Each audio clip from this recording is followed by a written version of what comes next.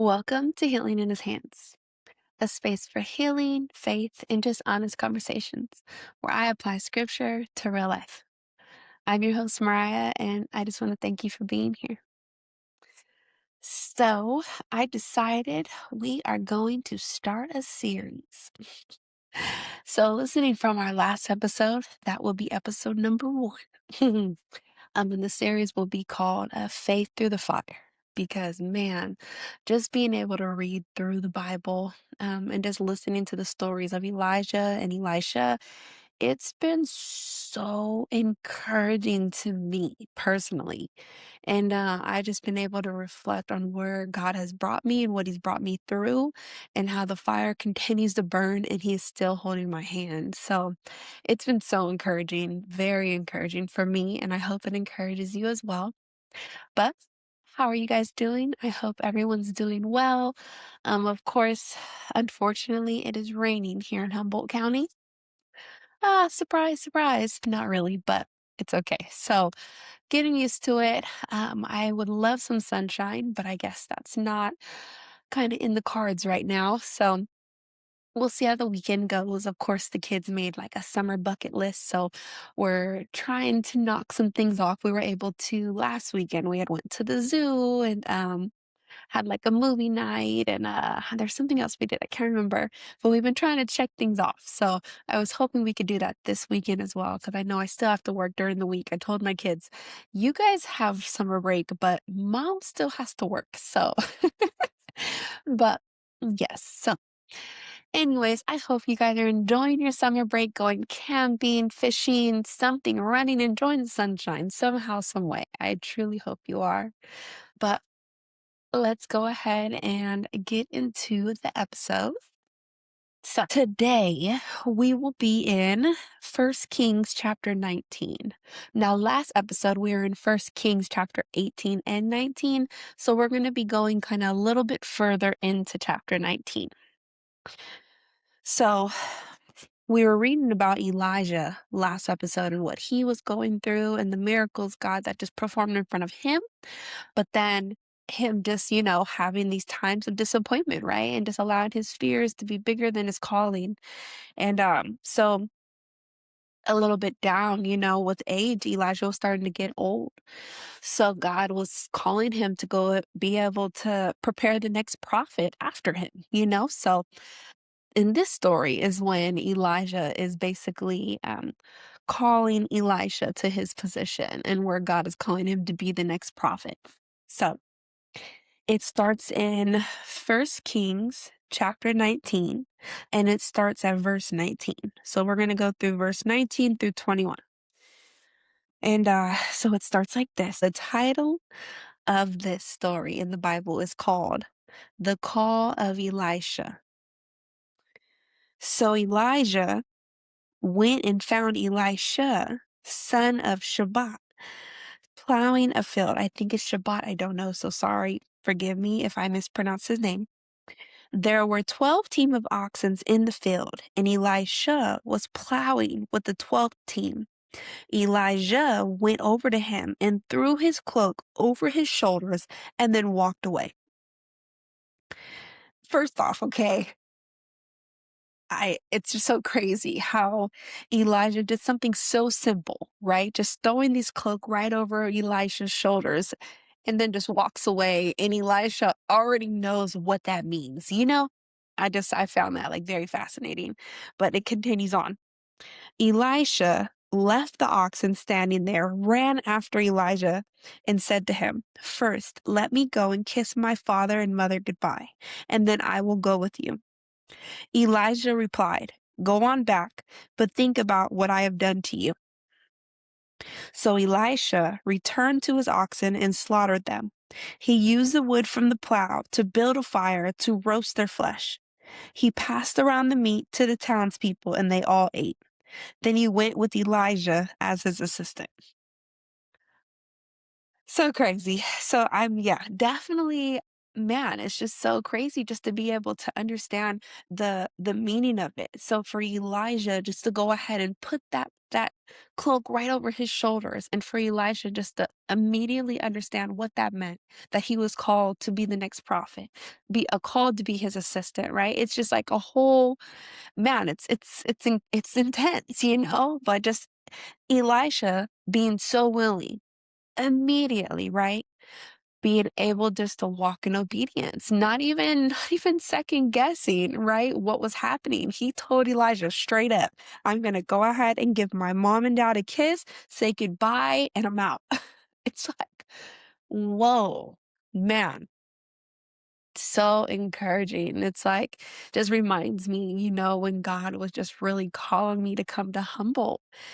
Oh, man, I was just like, in disbelief. I swear, I was trying to come up with every excuse I could, you guys, to not come out here. I honestly was, because it didn't make sense, like my finances weren't adding up, being away from all family, all friends, not having anybody out here, just being able to relocate my kids, right? And just start them over. Like everything just, it was not adding up. So I was so nervous about making that decision to just walk in where God was calling me to. But man, the way Elisha just left everything behind so quickly, because he understood the importance of his calling. He understood where God was calling him was higher than where he was at right now. It's like, man, it's like to have faith like that is so encouraging, because for me, I was struggling. I was struggling, you guys. Like it took me a good 5 months, okay, to go back and forth with God on this decision, because I wasn't ready. I was not ready emotionally. I was not ready physically. I was not ready to be away from all my family and just, man, oh, it was such a tough decision, and I remember crying with God, like, "God, are you sure? Like, I don't think I want to. It just doesn't sound appealing." Because every time we would come out here just to visit, and we would just come for a weekend or to pay some bills or something small, we would never it never crossed my mind to be like, "Okay, this is it." You know what I mean? It never crossed my mind. It was always like, "Yeah, no." Like, no matter how beautiful this home was, no matter how big it was, how spacious, how nice the air, I remember saying it, how clean of air, because when you go outside, okay, I don't know if this is for everybody, all right? But when you go outside and then you come inside, and I used to tell my kids, like, "Ooh, you smell like outside." It's something my mom used to tell me as well, like, "You smell like outside, go take a shower." Like, but out here, you don't have that. It's like, because the air is so crisp. So I'm so sorry, so off topic, but I had to mention that because that was like a big thing to me. I was like, wow, that was a big green flag. I was like, the air's so much cleaner out here because of all the trees and stuff. So funny.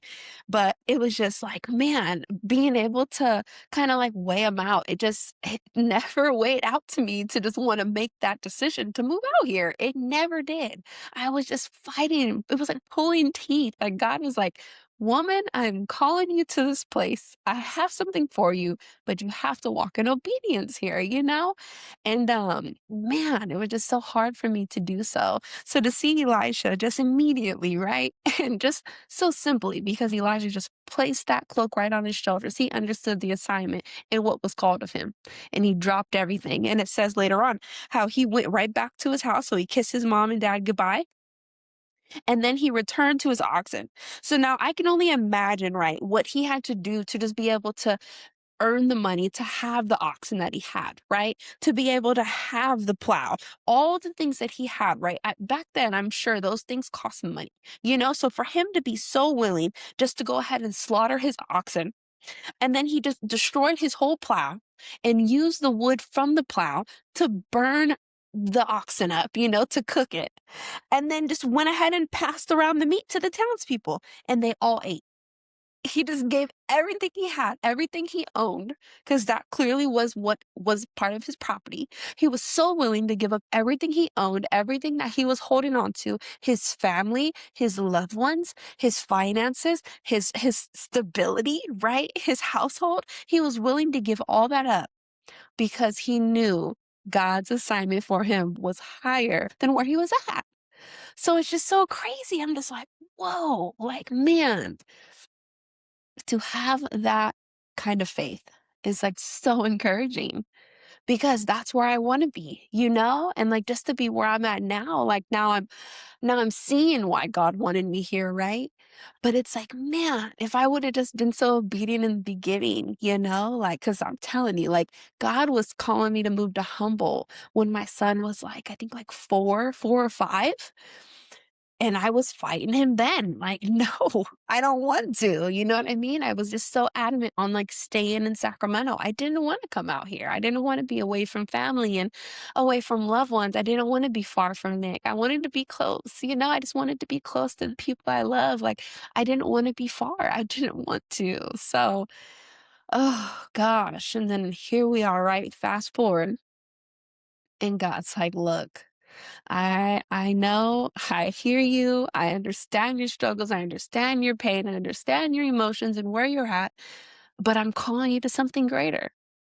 So will you take my hand and be obedient to where I'm calling you to go?"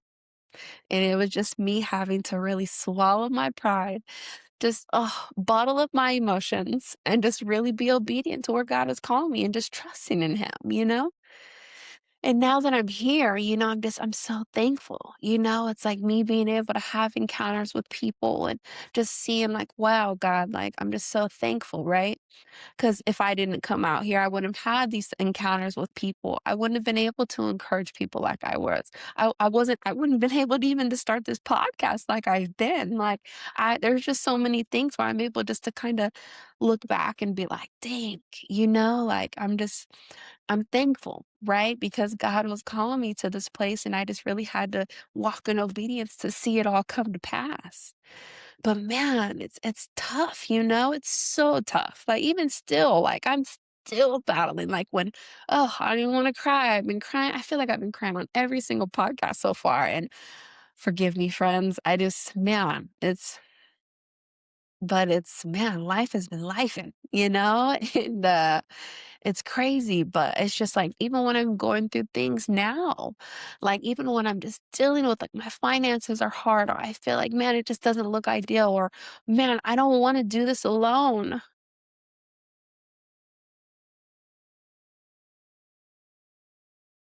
It's hard. There's so many times when I've been wanting just to pick up the phone and call my mom, call my dad, call my sister, and tell them to help me figure out a way to get back. Cause I don't want to do it here no more.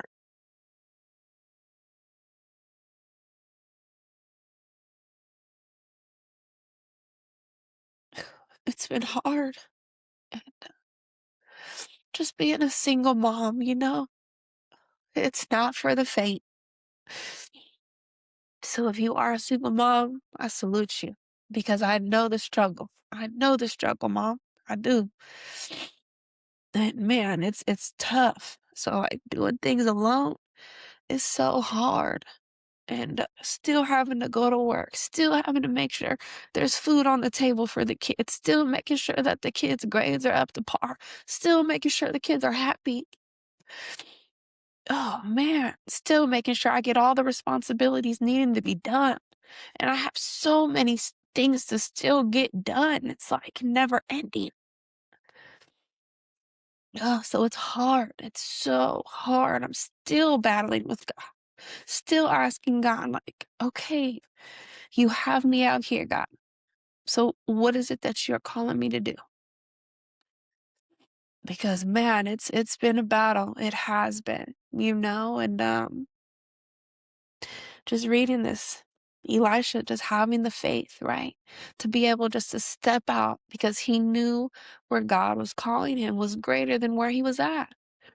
It's like I'm reading this and I'm encouraged because that's what I have to hold on to, is to have faith like Elisha, just to be able to move in the calling that God has for me, understanding that God has placed me here on purpose for a purpose. Being able to hold on to that and be encouraged because of who God is and whose I am. In Him, I am a daughter of the Most High. And He has brought me here. And I know He won't forsake me, even when things look crazy. Oh, even when things look crazy, because man, it's hard. It truly is hard. And I'm trying my best here. I am. I truly am. So I hope that this story can encourage you as well. No matter what you're dealing with right now, no matter what you're facing, even my story, right? It's like just me being able to be vulnerable and let you know that it's hard, right? Like when you are in a season where you're just being obedient to where God is calling you and you're just having to walk by faith and not by sight and just move in the direction He's calling you, it's not an easy thing. Not at all. And I'm here to tell you that it is not an easy thing. It is hard. It is so hard. And it can literally tear you up emotionally, spiritually, physically. And just know that the enemy's going to try his best to keep on trying to, ooh, the little tit for tat, and he's going to keep on trying. But just have faith. Have faith like Elisha.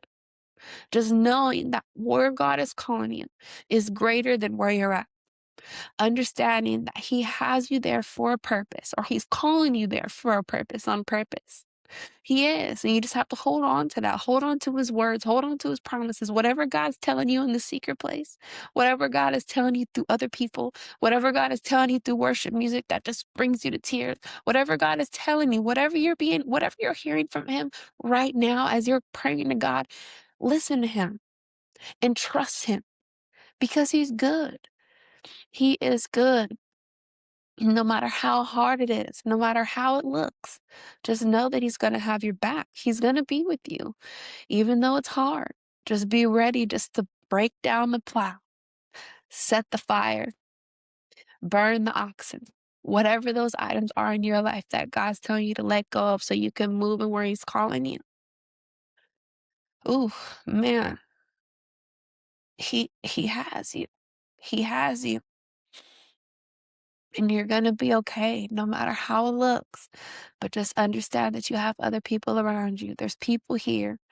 Just continue just to seek community, seek the godly community around you, the people that can uplift you and bring you out of just the pit as you're walking through the valley. Because it's dark in the valley. It is, but just know that you're getting to that mountaintop. Your mountaintop is at the other end. And just continue just to hold on to that and be encouraged by that because you know that it is. It's there. But yeah, so man, so good, so good. But I hope that this really encouraged you. And this entire man, so good. Everything Elijah went through, everything Elisha went through, both of them. Such amazing men of God, such amazing prophets of God. But their stories have been encouraging me so much, just what I've been through, where I'm at now. And I hope that as we're going through this series, as we're going through these episodes, that they also encourage you, that these stories can just brighten your day and just help you just to push a little bit more, to keep going and to not give up. So, yeah. But of course, we will always end with the healing in His hands declaration. So you can close your eyes. You don't have to close your eyes. It's totally up to you. But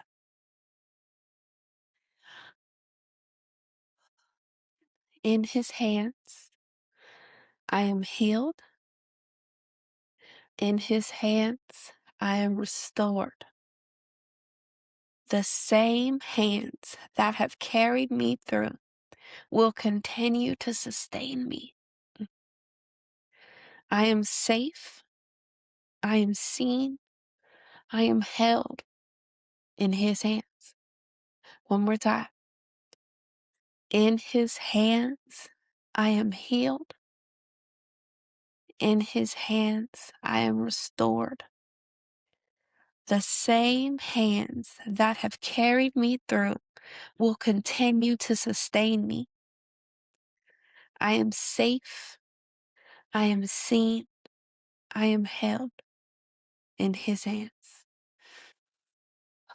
Well, thank you guys for just always supporting me and being there. If you are watching on YouTube, please like and subscribe. And if you are just following on Spotify or Apple Music or Amazon Music, wherever you're listening, just to be able just to leave a comment. Let me know like how you feel about these episodes. Let me know if you're excited for this new series. Let me know how it can encourage you or how it does encourage you.